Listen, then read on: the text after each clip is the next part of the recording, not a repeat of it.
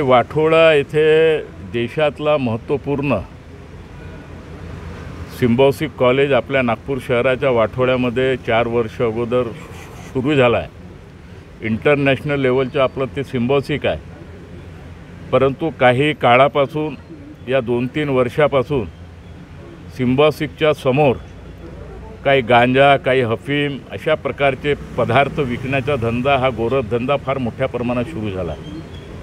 मी आता जे PI आहे यांच्या अगोदर जे PI होते, जे पोलीस तिचे प्रमुख होते, मी त्यांना सांगितलं होतं का तुम्ही याची चौकशी करा, कारण मुलांचं भविष्य खराब होऊ नये। मुलं अगर गेटच्या बाहेर निघालं, हा प्रकार त्या ठिकाणी घडत आहे।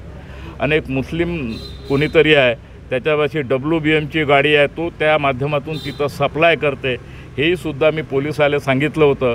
परंतु दुर्भाग्यवश असं आहे का वाठोडा पोलीस याच्यामध्ये इन्व्हॉल्व असल्यामुळे त्यांनीसुद्धा त्याच्यावर कारवाई केली नाही।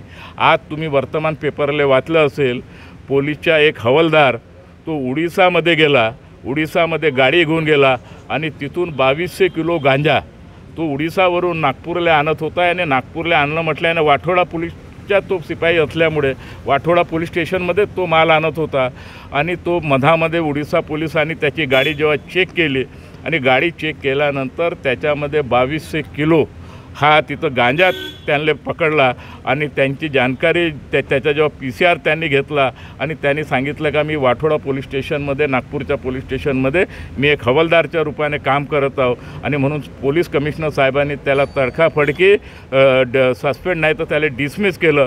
मी पोलीस कमिशनर साहेबाचं स्वागत करतो का असा कोणताही कर्मचारी अशा प्रकारचे कृत्य केलं असेल त्याच्यावर अशाच प्रकारची कारवाई करणे आवश्यक आहे। आणि पोलीस आयुक्तांनी एक चांगला निर्णय घेतला। अगर पोलिसांनी जे मी सांगितलं ते अगर पहिलेपासून अगर दखल घेतली असती आणि त्या ठिकाणी जे समोर जे अतिक्रमण करून जे बसले काही लोक दुकान टाकून, कारण तिथं क्रीडा संकुल होणार आहे, आणि त्या ठिकाणी अतिक्रमण करून जे बसले आहे आणि ते त्या ठिकाणी हा धंदा करत आहे, आणि म्हणून मुलांचं भविष्य खराब होऊ नये, इतकी मोठी सिम्बायोसिस त्या या माध्यमातून, चोट्ट्याच्या माध्यमातून बदनाम होऊ नये, आणि म्हणून याची काळजी घेण्याची आवश्यकता आहे। मी निश्चित स्वरूपात उद्या पोलीस आयुक्तालाही सुद्धा भेटणार आहोत आणि या संदर्भात जो कोणी याच्यामध्ये इन्व्हॉल्व असेल त्याच्यावर कारवाई करण्याची मागणी करणार आहोत।